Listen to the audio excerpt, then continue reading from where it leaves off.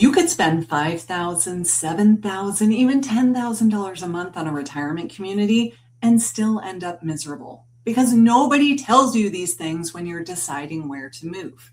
You tour the nicest building, eat the free lunch, meet this friendly staff, and you think this place is great. Everyone here is so nice.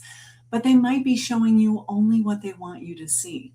And once your house is sold, your furniture has been moved, and you're all unpacked, finding out you chose the wrong place gets very expensive very fast. So before you sign anything, there are some things I want you to look at that most people completely overlook. These are the things residents notice after they move in, when the tour is over, and now it's real life. And the first one sounds small, but it can affect your day every single day. And that is the food. And I know that sounds silly compared to things like the care quality or safety, but think about it. You're probably going to eat there 2 to 3 times a day, every single day. So don't just ask, is the food good? Ask what happens when you don't like anything that's on the menu. How many choices do you really get? What time is dinner? What time does dinner end? Can you eat later or earlier? How often does the menu change? And most importantly, look around the dining room. Are people actually eating the food? Do they seem happy to be there? Is the room busy? Or does it look like everybody is just trying to get through their meal? I have one client who moved into a community only to find out later that the kitchen is in a completely different building.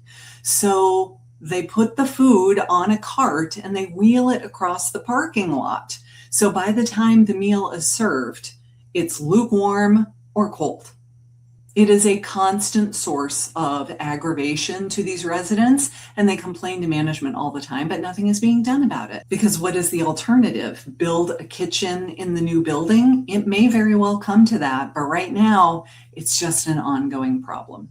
Because a great lunch during the tour tells you almost nothing about what Tuesday night dinner is going to feel like 6 months from now. The second thing is this: make sure you're touring the building that you will actually be living in. And this is a big one.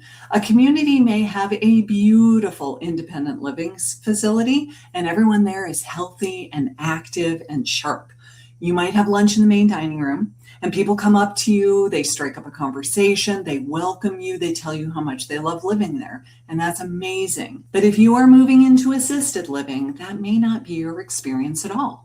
You may have residents that have dementia who don't participate in any of the daily activities due to their physical limitations. So do not let them only give you a tour of one of the beautiful buildings where everyone is completely sharp-minded and on their game and assume that the rest of the community is going to feel the same way. Sometimes people are in assisted living because of physical limitation, but they're sharp as a tack, and they find that they don't really have a lot of people to talk to because so many of the other residents have started to forget things. So go into the assisted living buildings, sit in that dining room, look at those hallways, meet the staff, talk to some of the residents there. Because the worst time to discover the difference is after the movers have already left. The third thing I would look at is staff turnover, because you can love the people you meet during the tour, but that doesn't mean those are the people who will still be here taking care of you 6 months from now. Ask how long the executive director is there. That's the person that pretty much runs the entire community. How long has the director of nursing been there?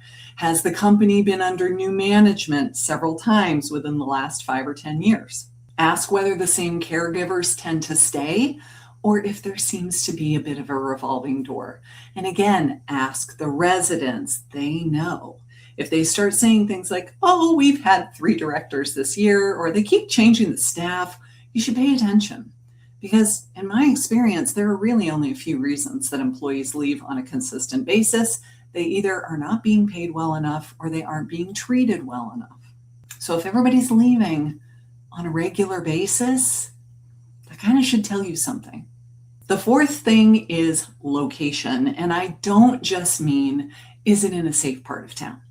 Think about what your actual life is going to look like after you move. How far away is your doctor's office? What about your church? What about your favorite grocery store? What about your friends?